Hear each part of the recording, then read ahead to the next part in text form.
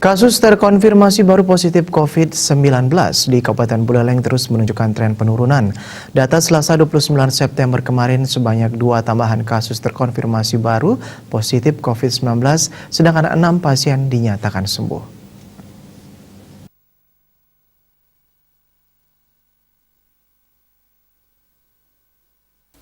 Gugus Tugas Penanganan COVID-19 Buleleng kembali merilis perkembangan kasus COVID-19 Kabupaten Buleleng.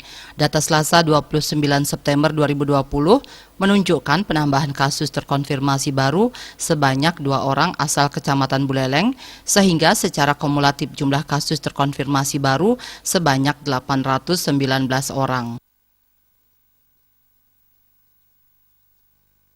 Konfirmasi baru sebanyak 2 orang dari Kecamatan Buleleng.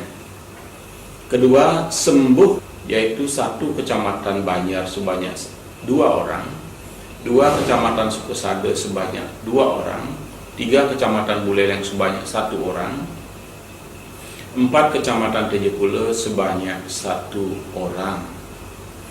3 kasus meninggal sebanyak 1 orang dari Kecamatan Sukesade. 4 kasus konfirmasi dalam perawatan sebanyak 43 orang.